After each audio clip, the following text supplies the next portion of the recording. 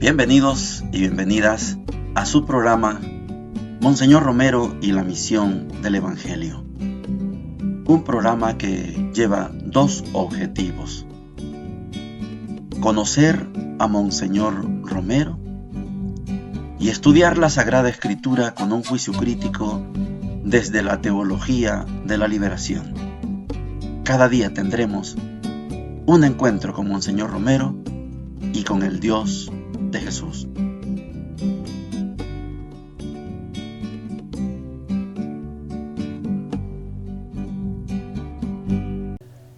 Hola, ¿qué tal? Este es su programa Monseñor Romero y la misión del Evangelio.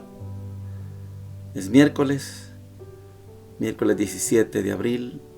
Estamos en la tercera semana de la Pascua y creo que hay algunos elementos para muchos nuevos que estamos compartiendo en esta reflexión de lo que hemos llamado la novedad de Jesús, que es todo el tiempo de la Pascua. Y en la primera parte seguimos viendo a nuestro Monseñor como un mendigo. Otra vez fue a la prefectura, a las oficinas del Vaticano. El encargado, el cardenal Martín, no está. Dejó un recado. ¿Qué problema?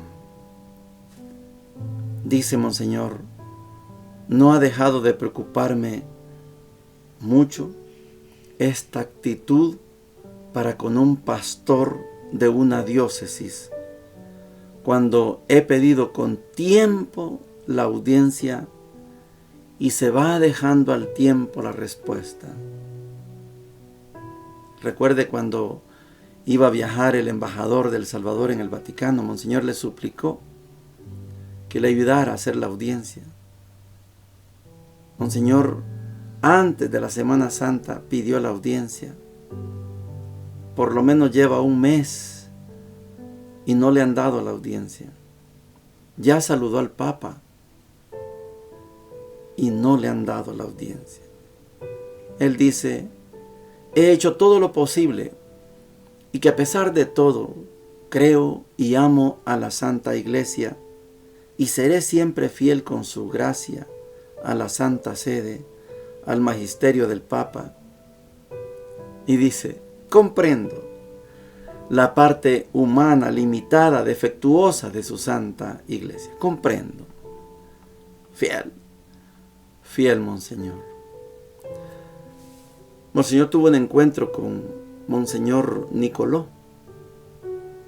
Es un encuentro que le da alegría, dice. Me alimentó la visita con Monseñor de Nicoló.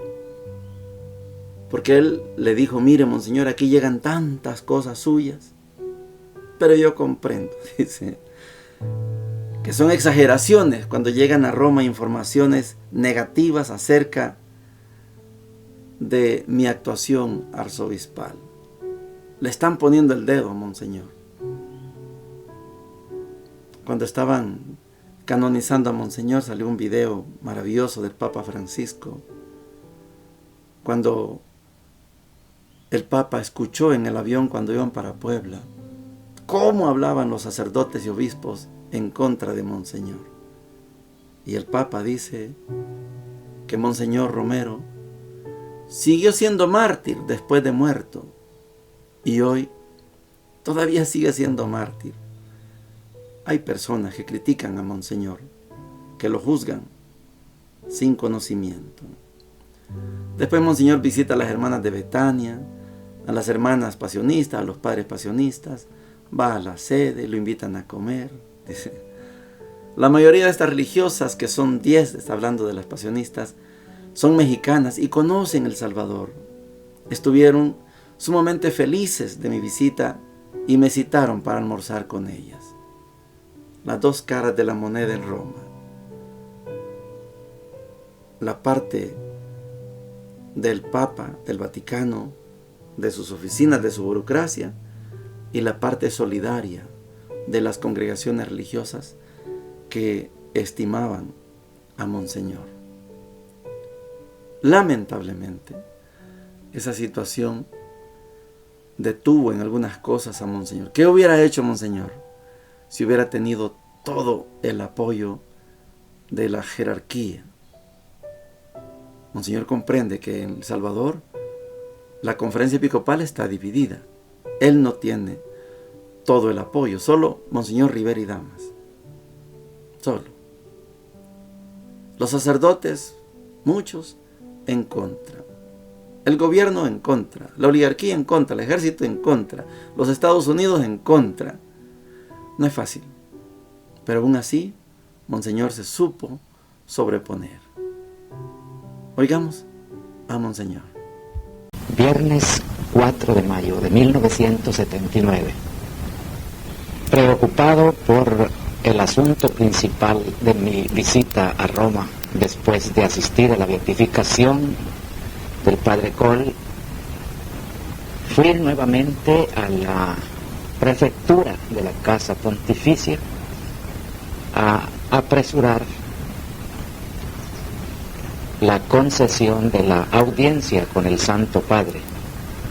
No encontré a Monseñor Martín, pero dejé la dirección más clara donde podía remitirme la respuesta, esperando hablarle telefónicamente cuando esté en su oficina. No ha dejado de preocuparme mucho esta actitud para con un pastor de una diócesis, cuando he pedido desde con tiempo la audiencia y se va dejando al tiempo la respuesta. Hasta temo que no se me vaya a conceder, porque hay muchos obispos en visita al Límina y hay también otros criterios para dar preferencia a otras solicitudes.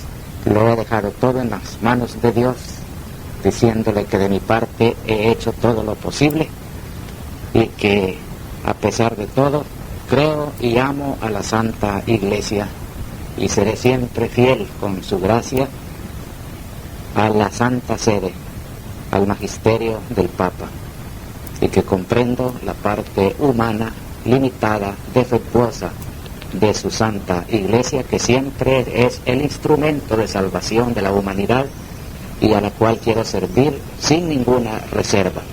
En estos criterios sobrenaturales y muy eclesiales me alimentó la visita con Monseñor de Nicolò, un viejo amigo de la Sagrada Congregación para la Educación de la Fe, donde conversé con todo cariño y confianza fraternal acerca de mi situación, de la relación con los obispos, con el gobierno, con el nuncio, y comprendió que, dado mi temperamento y mi formación, él estaba seguro de que se trataba de exageraciones cuando llegan a Roma informaciones negativas acerca de mi actuación arzobispal. Su palabra ha sido muy luminosa y muy animadora. Le doy gracias al Señor. Fui enseguida a visitar a la comunidad de hermanas de Betania. Son 4 religiosas salvadoreñas y guatemaltecas que atienden una casa de estudiantes universitarios en Vía Aurelia 172. Allí me ofrecieron almuerzo y los jóvenes, que ya son profesionales algunos, se mostraron muy interesados en conocer la situación de mi país y me dieron cita con otros periodistas para la noche antes de la cena. Yo accedí con gusto, dada la sinceridad y el ambiente católico en que se mueve la prensa que ellos atienden. Fui enseguida a visitar a las hermanas pasionistas que atienden la casa de los padres pasionistas, la curia generalicia de los padres pasionistas y la casa de ejercicios espirituales anexo a la famosa iglesia de San Juan y San Pablo, donde está sepultado el fundador de las congregaciones pasionistas, San Pablo de la Cruz.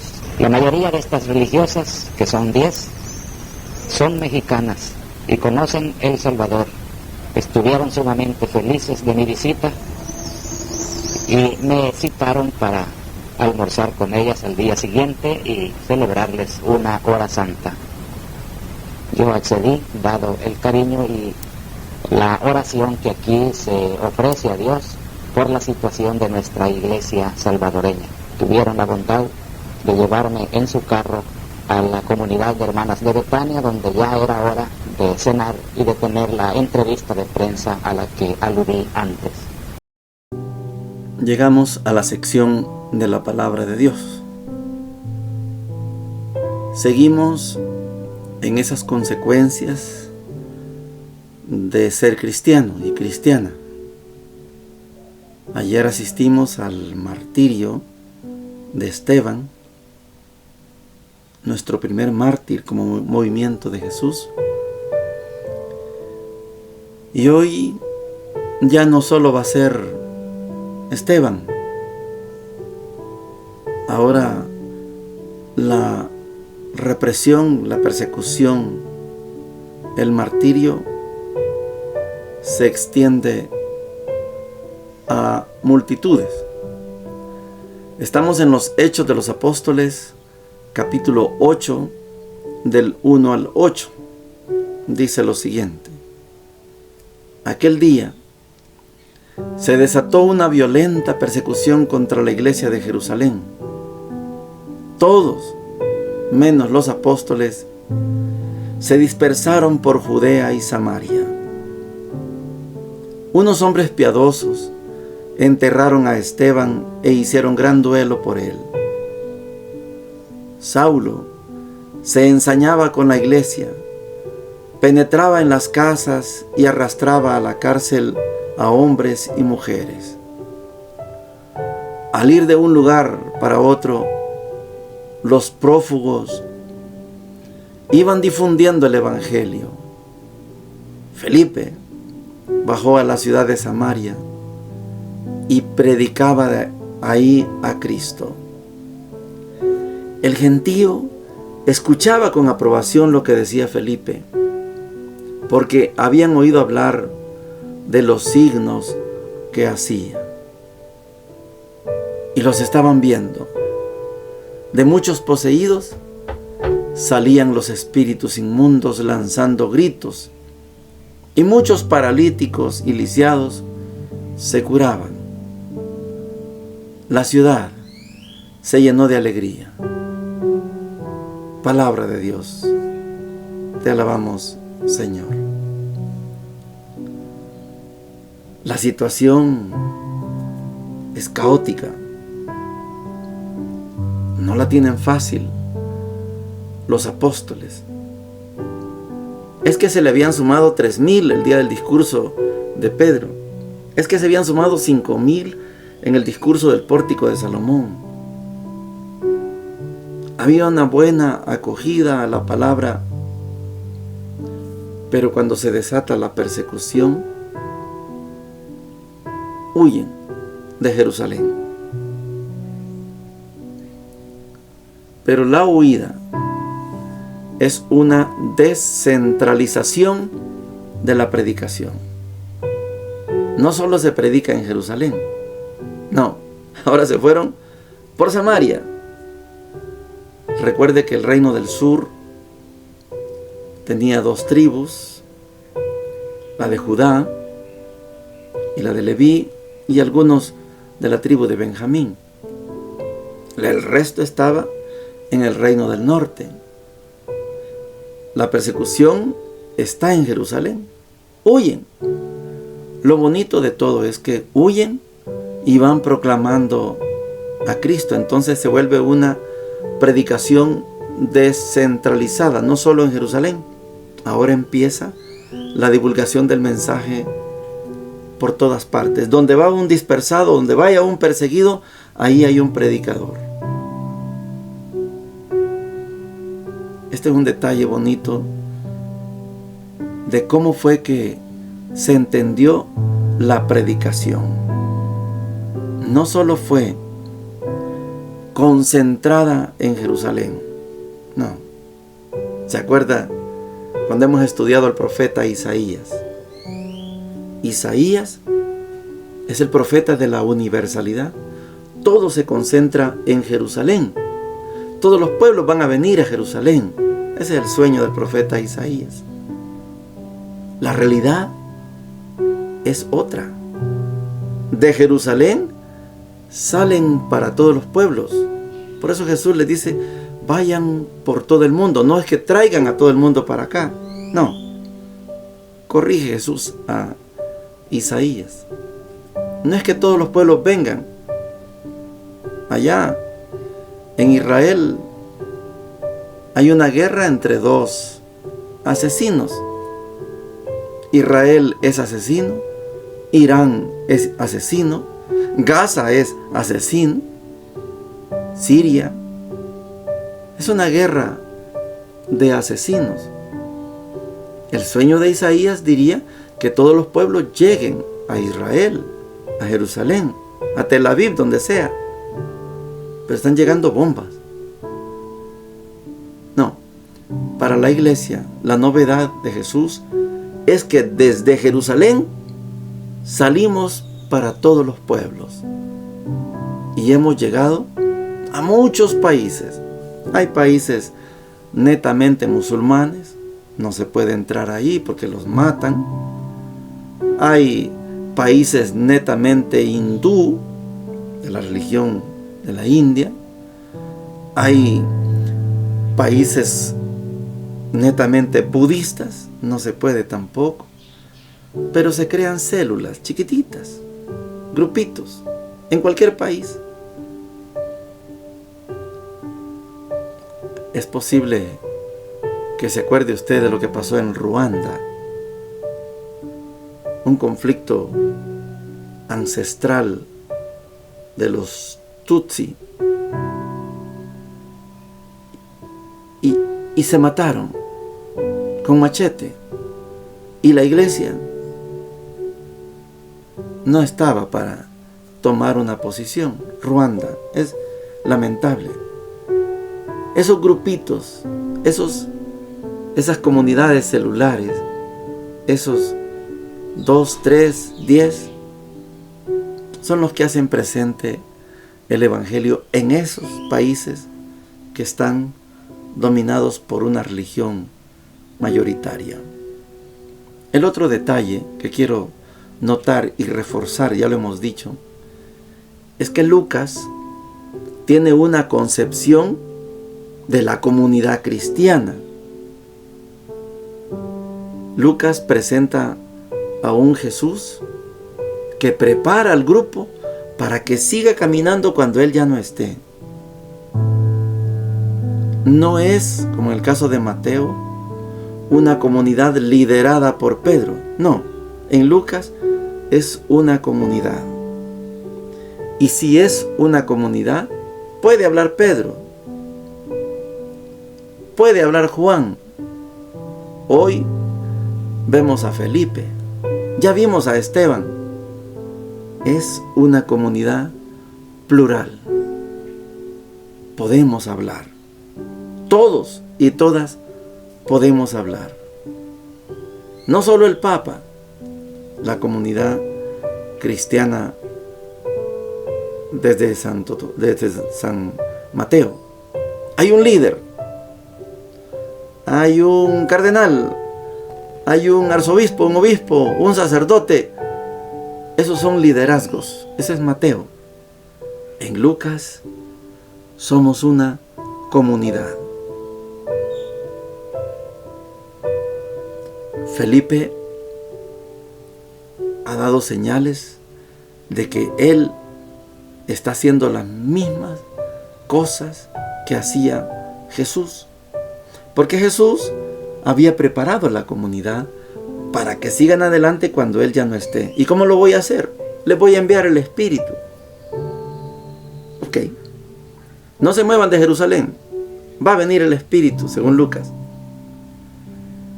Y llegó el Espíritu y la comunidad dejó de andar a escondidas. Y si nos persiguen, los 12 se quedaron en Jerusalén, los 11 se quedaron en Jerusalén, los demás se dispersaron. Ellos se quedaron en Jerusalén. Pero de repente, los 11, cuando se sume Matías, van a ser 12 otra vez, se empiezan a dispersar también. Así es como Pedro, Andrés, llegan a Roma. Pedro y Pablo son mártires, martirizados en Roma. Y Roma se constituyó en el centro del cristianismo. Ahí está la tumba de Pedro, ahí está la tumba de Pablo, ahí está la tumba de Felipe. El evangelio se desconcentró de Jerusalén y este evangelio generó comunidad. Todos y todas podemos hablar.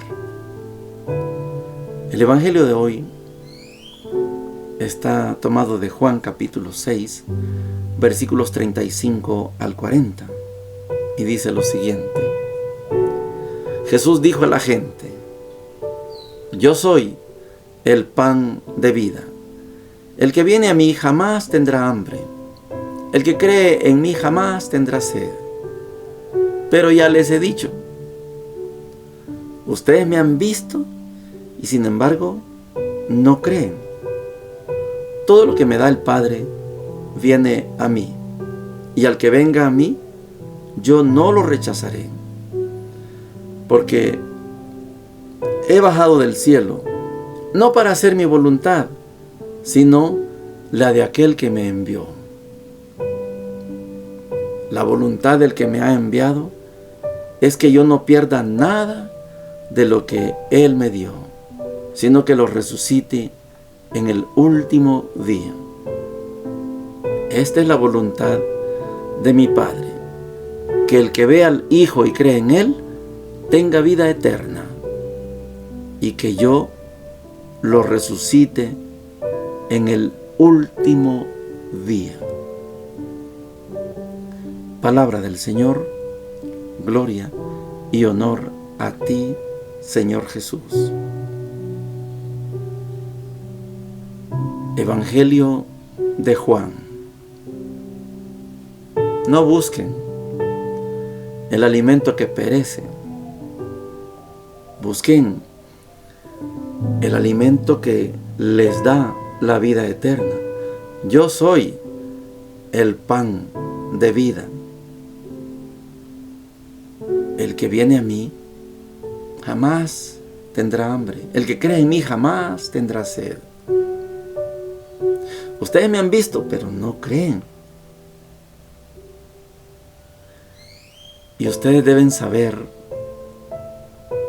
que esta es la voluntad de mi Padre, que el que ve al Hijo y cree en Él tenga vida eterna, y que yo lo resucite en el último día. Cuando estudiamos sistemáticamente, voy a referirme, por ejemplo, vamos a la universidad a estudiar la Sagrada Escritura.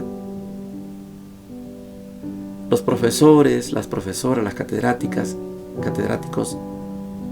cuando hacen la distinción entre los 4 evangelios, separan los 3 sinópticos y el de Juan, siempre nos dicen: es más fácil entender los sinópticos que el evangelio de Juan. Juan cuesta un poquito más. Juan tiene muchos elementos y cuando los junta complican más la comprensión. Vamos a ver si tratamos. Aquí hay 3 elementos. Tratemos de descubrirlos uno por uno. Yo soy el pan de vida. Este pan de vida contrasta con el alimento que perece. Yo soy el pan de vida. Es que hay otro pan que no es pan de vida. No, hay un pan que es para alimentarnos, pero yo soy el pan de vida. Este es el primer elemento. El pan de vida contrasta con el alimento perecedero. Hasta aquí, el primer elemento. El segundo es que Jesús vino para que creyeran en Él. Entonces Él no viene a juzgar, viene para que creamos en Él. Solamente queda juzgado el que no creyó en Él. Hay un contraste entonces entre los que creen y los que no creen. Segundo elemento. El tercero es más complicado. La voluntad de mi Padre es que el que ve al Hijo y cree en Él tenga vida eterna. Vida eterna. O sea que hay otra vida que no es eterna.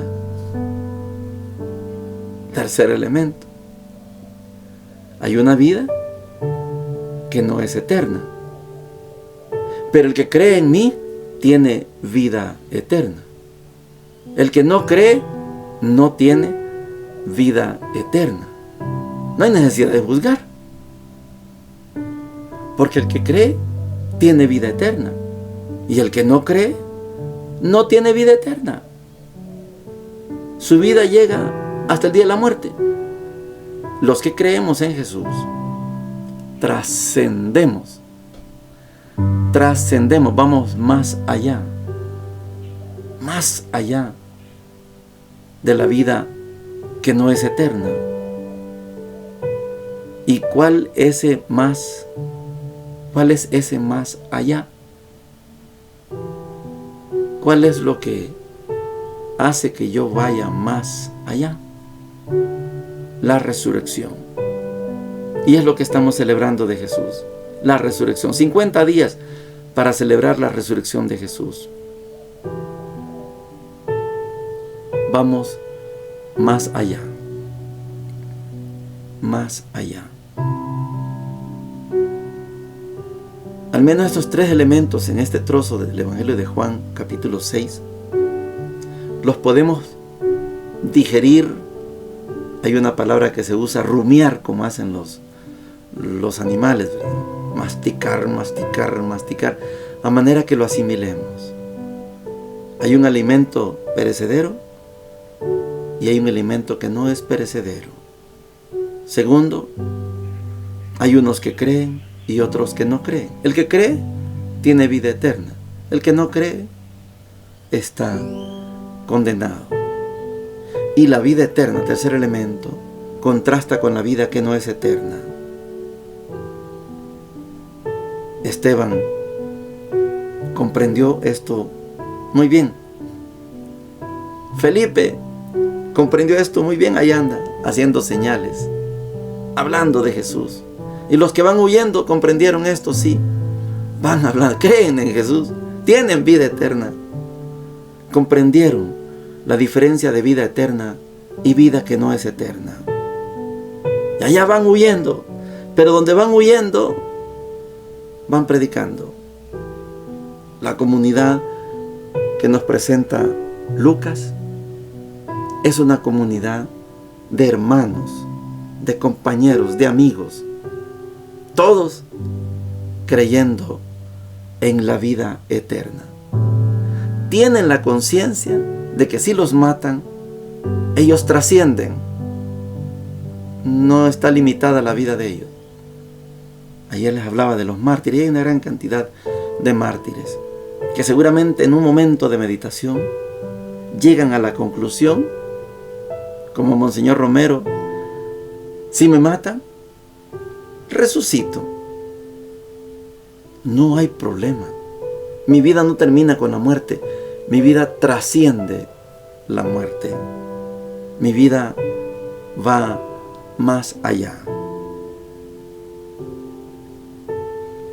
Cuando tenemos esta conciencia de lo que decimos en Juan, esos 3 elementos, que pueden ser más, pero hay 3 elementos ahí visibles.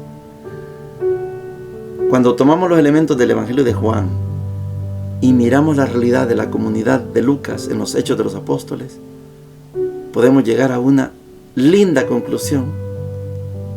Vale la pena creer en Jesús. Porque si creo, no necesito juicio. Ya estoy en la vida eterna. Bonito creer cuando sabemos que podemos trascender.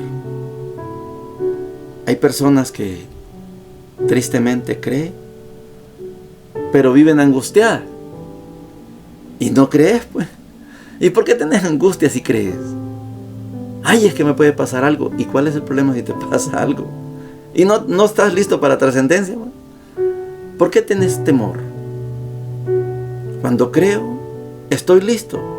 El momento que sea. Estoy listo. ¿Están ustedes listas? Cuando creemos, estamos listos. Porque mi vida no termina con la muerte. Mi vida trasciende. Bendiciones para todos y para todas. Hemos presentado Monseñor Romero y la misión del Evangelio. Hasta la próxima.